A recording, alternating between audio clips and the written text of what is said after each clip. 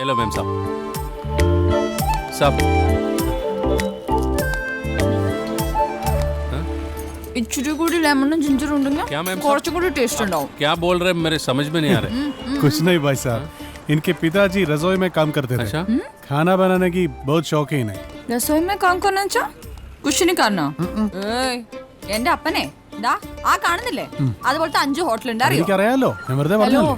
മേരെ പിതാജി ബഡാ hotel കാ ബഡാ ബഡാ ബഡാ. പുള്ളിക്ക് ഇതിന്റെ കാര്യങ്ങളൊക്കെ അറിയാം. അപ്പനെ പറ്റി കേട്ടിട്ടുണ്ട്. അറിയാം. വാ. ഈ ഹിന്ദിയൊക്കെ പറയുമ്പോഴാണല്ലേ നമ്മുടെ മലയാളത്തിന്റെ ഒരു സുഖം മനസ്സിലാവുന്നത്. ഉവ്വ.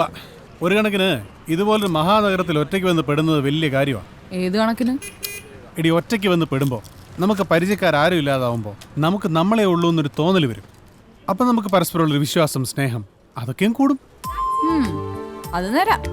പക്ഷെ അതുപോലെ തന്നെ ഉത്തരവാദിത്തങ്ങളും പ്രയാസങ്ങളും കൂടും. കൂടട്ടെ, അതൊരു സുഖം എടുത്താറാമേ. ഇടി കേട്ടിട്ടില്ലേ, തണലത്ത് നിന്നാ വളരത്തില്ല.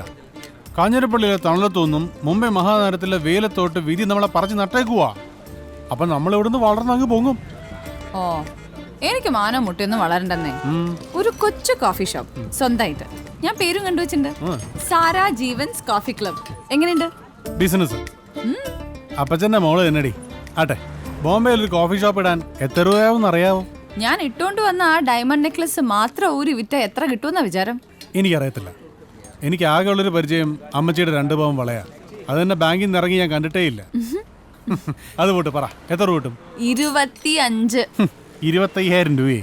അയ്യടാ 25 ലക്ഷം. ലക്ഷോ? പിന്നല്ലാണ്ട് അത് സോളിറ്റേറാ മോനെ. ഇനി നീ ഇങ്ങനത്തെ കാര്യങ്ങൾ ഒരു ഗ്യാപ്പ് വിട്ട് പറയണേ. എനിക്കൊരു ചെറിയ ഹാർട്ട് അറ്റാക്ക് വരാത് മതി. അതുപോട്ടെ, ഈ ഡയമണ്ട് നെക്ലസിൽ മാത്രമേ ഉള്ളൂ അതോ അരഞ്ഞാണത്തിൽ വല്ലതും ഉണ്ടാകുന്നത്?